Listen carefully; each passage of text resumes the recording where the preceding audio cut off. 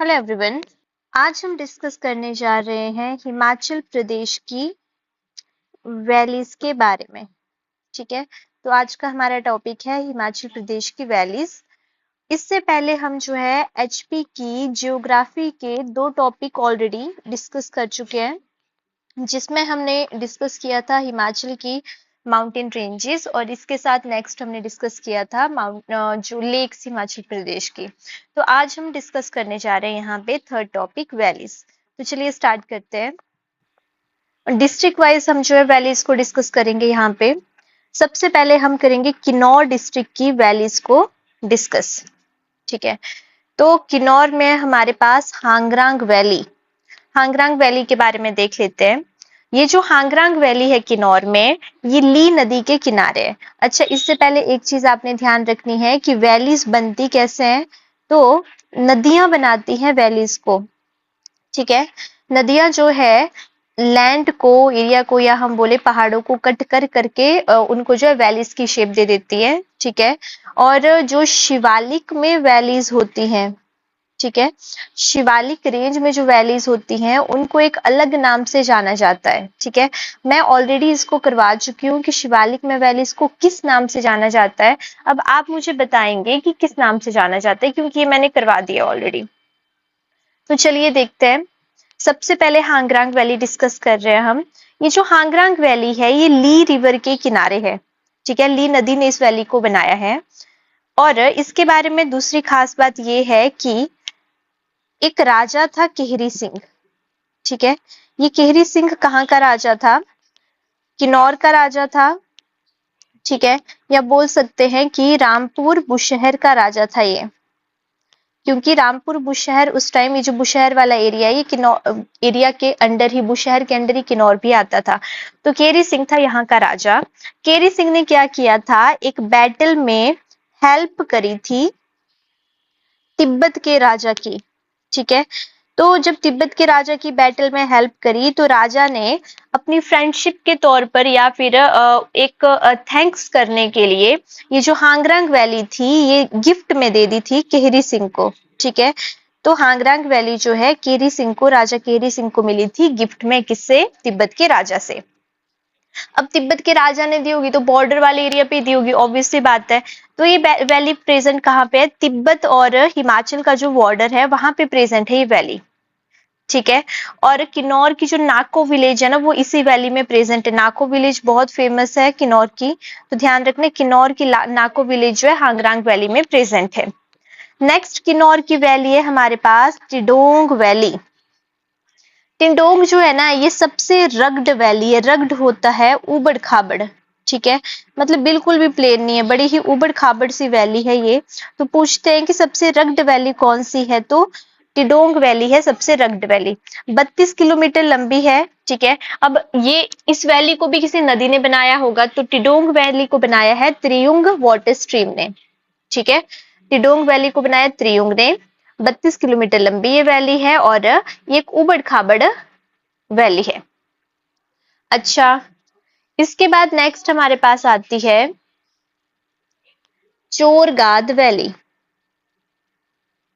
अब चोरगाद वैली को बनाया, इसको भी अब किसी रिवर या नाले ने बनाया होगा, तो इसको बनाया था चोरगाद नाले ने।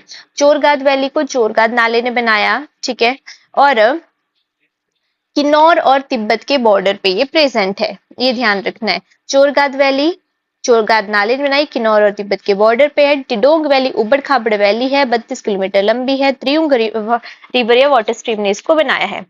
और हांगरांग वैली देख ली कि केरी राजा था कहाँ का, किन्नौर या बुशहर का, उनको मिली थी गिफ्ट में तिब्बत के राजा से। ओके, नेक्स्ट देखते हैं हम।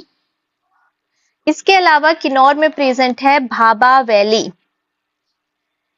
भाबा वैली का एक और नाम है, इसको वांगपो वैली भी बोलते हैं। ठीक है, तो भाबा वैली का दूसरा नाम क्या हो गया? वांगपो वैली। ठीक है, बनाया कौन सी रिवर स्ट्रीम ने है? भाबा वाटर स्ट्रीम ने इसको बनाया। इस वैली का दूसरा नाम वांगपो वैली है, भाबा वाटर स्ट्रीम ने इसको बनाया है। और भाबा रिवर पर ही, ये जो भावा वाटर स्ट्रीम है, भावा रिवर बोलेंगे ना, इसी रिवर पर संजय जल विद्युत परियोजना चली हुई है। ठीक है, तो संजय हाइड्रो इलेक्ट्रिकल प्रोजेक्ट चला हुआ है इसी भाभा वाटर स्ट्रीम के ऊपर। तो संजय जल हाइड्रो इलेक्ट्रिक प्रोजेक्ट कौन सी वैली में प्रेजेंट है? भाभा वैली में, ये ध्यान रखना है हमने। एक भागा वैली भी पढ़ोगे आप, तो भाभा और भागा को कंफ्यूज नहीं करना। भागा जो है ये लाहौल स्पीति में हम पढ़ेंगे और भाभा जो है ये किन्नौर में हम पढ़ रहे हैं। इसके बाद आती है रोपा वैली। रोपा वैली के बड़े और नाम है, जैसे शाइशो वैली इसी को बोलते हैं, सुनाम, संगनाम, ये सारे इसी के नाम है। रोपा का ही नाम है शाइशो, सुनाम, संगनाम, ठीक है। अच्छा, इसके अलावा रोपा वैली को रोपा वाटर स्ट्रीम बनाती है। फिर आती है हमारे पास रिब्बा वैली। रिब्बा वैली का दूसरा नाम है रिसोंग वैली। रिब्बा का रिसोंग वैली। और रिब्बा से रिलेटेड क्वेश्चन में पेपर में क्वेश्चन ऑलरेडी आ चुका है। इसको कहते हैं वैली ऑफ ग्रेप्स, ठीक है, अंगूरों की वैली है ये। अब यहाँ पे अच्छा खासा अंगूर पाया जाता है। अच्छा खासा का मतलब है कि हाई क्वांटिटी में अंगूर पाया जाता है, और उस अंगूर का यूज किया जाता है शराब बनाने के लिए, ठीक है। तो अंगूर से शराब, अंगूरी नाम की शराब बनती है। यहाँ पे ये जो शराब बन रही है ना, इसका नाम क्या है? अंगूरी। तो अंगूरी नाम की शराब बनती है रिब्बा वैली में। ये लाइन याद रखनी है। रिब्बा वैली ग्रेप्स के लिए फेमस है, वैली ऑफ ग्रेप्स बोलते हैं। अंगूर की शराब बनती है यहाँ पे। फिर है हमारे पास निसांग वैली। निसांग वैली जो है पूल सब तहसील में प्रेजेंट है, और ग्यामथांग इसका दूसरा नाम है। निसांग का ही नाम है ग्यामथांग, और पूल सब डिवीजन में ये प्रेजेंट है। अच्छा, इसके अलावा तुगपा वैली, मुलगन वैली और यूला वैली। यूला वैली ये ऑलरेडी हम कर चुके हैं। यूला कंडा, यहीं पे क्या है? राधा कृष्ण तो क्या कृष्ण का ये, वैसे तो इसी वैली में कृष्ण का हाईएस्ट टेम्पल है। कृष्ण भगवान का सबसे ऊंचा मंदिर है यहाँ पे यूलाकंडा में। ये लेक्स में भी मैंने करवाया हुआ था, झील थी और झील के बीचों बीच जो था वो मंदिर प्रेजेंट था। हमने ऑलरेडी किया हुआ है ये, ठीक है, पीछे लेक्स में। तो यूला वैली किस लिए फेमस है? यूला वैली या यूलाकंडा वैली जो है ये फेमस है कान्हा जी के मंदिर के लिए। कान्हा जी का सबसे ऊंचा मंदिर जो है यहीं पे इसी यूलाकंडा वैली में प्रेजेंट है। नेक्स्ट देखते हैं। अब कुछ वैलीज है जो रहेगी, जिनको मैं यहाँ पे डिस्कस कर रही हूँ आपसे। सबसे पहले हमारे पास रह गई है यहाँ पे, एक मिनट, हमारे पास है सतलुज वैली। सतलुज वैली के बारे में देख लेते हैं। अब देखो, मैंने बोला वैलीज को रिवर्स बनाती हैं, तो इसको कौन सी रिवर बनाएगी? सतलुज वैली को बनाया है सतलुज रिवर ने, ठीक है। अच्छा, अब सतलुज रिवर जो है ना हिमाचल में एंटर करती है शिपकी से। जब मैंने आपको करवाई थी माउंटेन रेंजेस, तो वहां पे आपको बताया था कि इस तरह से कुछ स्ट्रक्चर है किन्नौर का हमारे पास प्रेजेंट, ठीक है। और किन्नौर में जो शिपकी पास है वहां से सतलुज रिवर हिमाचल में एंटर करती है। तिब्बत से आती है, हिमाचल को एंटर करती है, ठीक है। तो ये जो सतलुज वैली है ये शिपकी से फैली हुई है, ठीक है। फिर सतलुज रिवर जो है आगे को जाएगी और लास्ट में जाएगी ये बिलासपुर तक, ठीक है। अब बिलासपुर तक जा रही, इसका मतलब ये हुआ कि ये जो सतलुज वैली है ये शिपकी पास से लेकर के, शिपकी पास कहाँ हुआ? किन्नौर के शिपकी पास से लेकर के बिलासपुर तक फैली हुई है। बिलासपुर तक इसलिए बोल रहे हैं क्योंकि उसके बाद पंजाब में चली जाती है, और पंजाब में चलेगी वो अब हमारा कंसर्न नहीं है जब हम एचपीजी के कर रहे हैं तो, ठीक है। और आई तो वैसे ये तिब्बत से निकली है। अगेन तिब्बत भी हमारा कंसर्न नहीं है क्योंकि हम एचपीजी के कर रहे हैं। तो ये शिपकी के पास से हिमाचल में एंटर कर रही है और यहीं से सतलुज वैली हम स्टार्ट मानते हैं। तो सतलुज वैली फैली हुई है शिपकी से लेके बिलासपुर तक। अच्छा, अब दूसरी खास बात क्या है कि ये जो सतलुज वैली है यहाँ पे मैंने बोला सतलुज रिवर फ्लो कर रही है। ये जो रिवर है ना ये सभी माउंटेन रेंजेस को कट करती है, ठीक है। माउंटेन रेंजेस हमने पढ़ी हुई हैं, इन सबको क्या करेगी ये रिवर, ये कट करती है। चाहे वो शिवालिक है, धौलाधार है हमारे पास, बिलासपुर में शिवालिक को कट करती जाएगी। शिवालिक हो गया, धौलाधार हो गया, धौलाधार में पीर पंजाल भी हो गया हमारे पास, धौलाधार, पीर पंजाल, ग्रेटर हिमालय, तो सबको कट करती हुई जाएगी। फिर आता है कि सतलुज के किनारे कौन कौन से, सतलुज वैली में कौन कौन से मेन शहर जो है वो प्रेजेंट है। तो एक तो फेमस शहर है सतलुज वैली में रामपुर, और दूसरा है बिलासपुर। ठीक है, रामपुर शिमला में पड़ा। ये दो मेन या फिर फेमस शहर हैं जो सतलुज वैली में हैं। सेकंड वैली है हमारे पास बसपा वैली। बसपा वैली का ही दूसरा नाम है हमारे पास सांगला वैली। तो बसपा वैली या सांगला वैली। बस अब देखो, मैंने बोला वैलीज को रिवर ने बनाया, तो बसपा वैली को बनाने वाली रिवर कौन सी है, बसपा रिवर। और ये जो बसपा रिवर है ये सतलुज की सहायक नदी है, उसकी ट्रिब्यूटरी है। जब हम रिवर सिस्टम पढ़ेंगे तो हम वहां पे ये देखेंगे कि सतलुज की सहायक नदी कौन सी है, बसपा। अब ये वैली जो है, देखो ना, बसपा रिवर कहाँ से निकलती है, पहले हम ये समझ लेते हैं। ठीक है, हमारे पास है एक पहाड़ी जो अच्छी खासी खूबसूरत लग रही है। ठीक है, ये पहाड़ी कौन सी है पहले हम ये देख लेते हैं। तो ये पहाड़ी है, यहाँ पे है चितकुल नाम का एक गांव। ठीक है, चितकुल गांव है। तो इस पहाड़ी से जो है निकलती है बसपा रिवर। ठीक है, अब एक मिनट इधर को बनाती हूँ। इस पहाड़ी से निकली बसपा रिवर और इधर से आ रही होती है हमारे पास, ऐसे सतलुज रिवर आ रही होती है। ठीक है, तो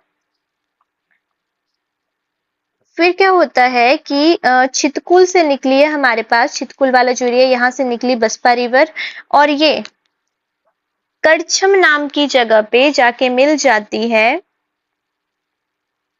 किसमें, सतलुज रिवर में। ठीक है, मैंने क्या बोला, बसपा रिवर निकली चितकुल गांव से और करछम में जाके जो है सतलुज में मिल जाती है।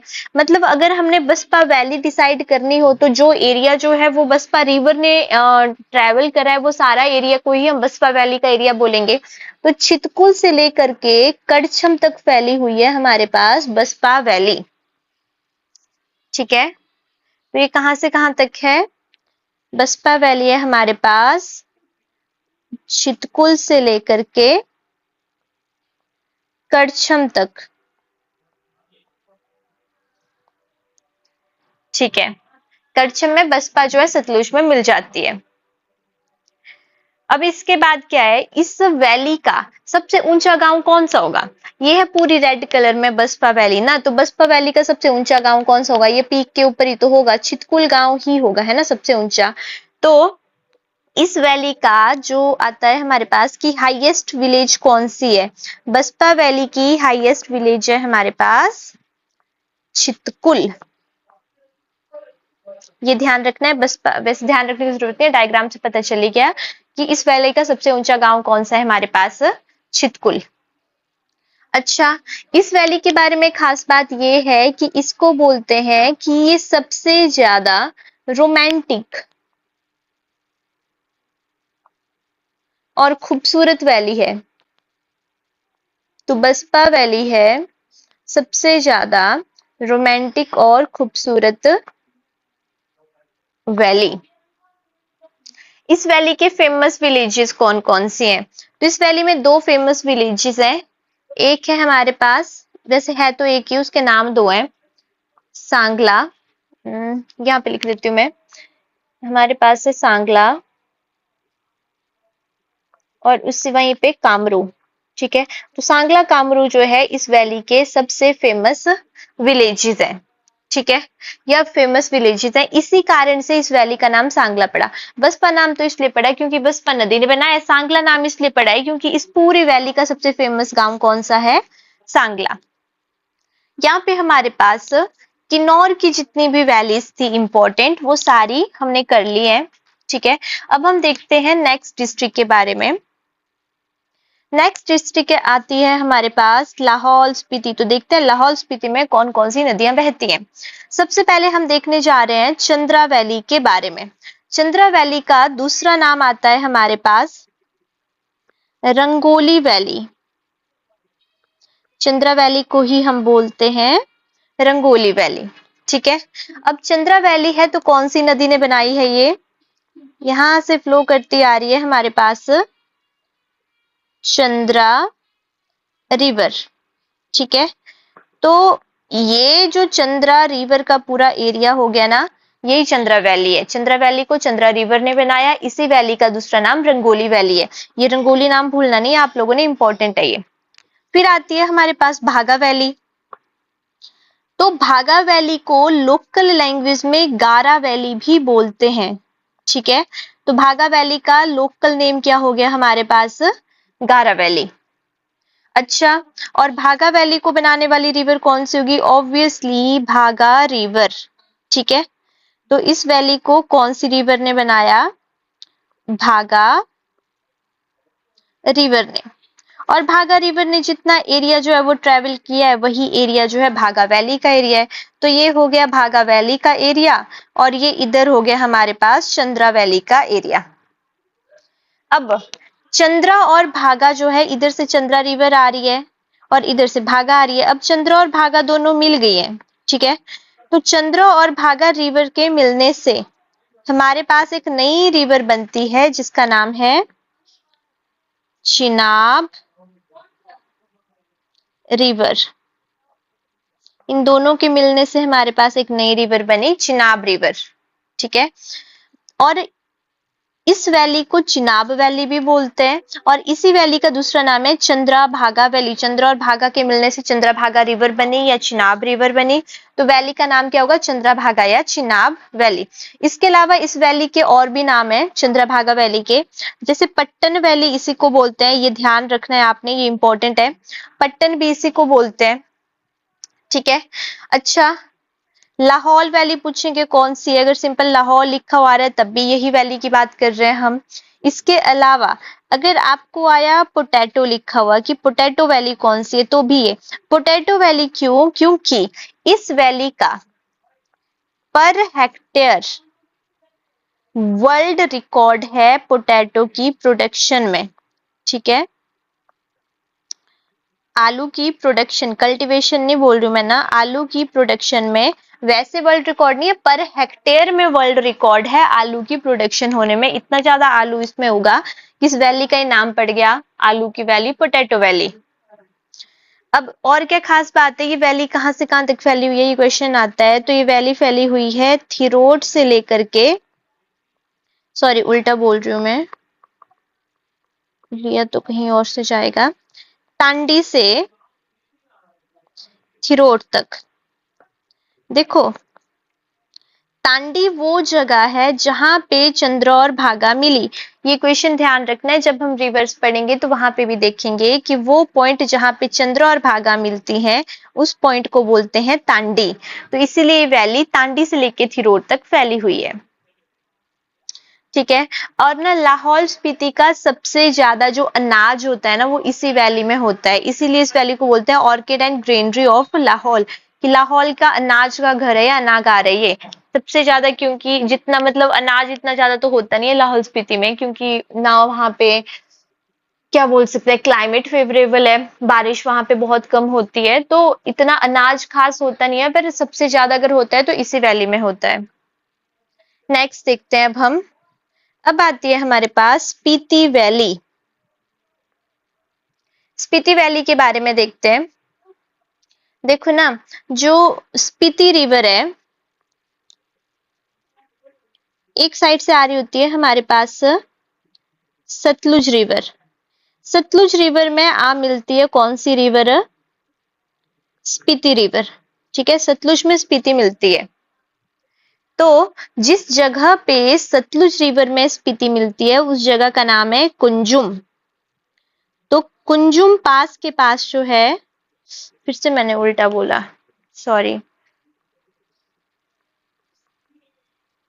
जिस जगह से स्पीति रिवर निकलती है उसका नाम है कुंजुम पास। तो स्पीति रिवर जो है कुंजुम पास से निकलती है और खाब नाम की जगह पे सतलुज में मिल जाती है। ध्यान रखना है स्पीति रिवर कहाँ से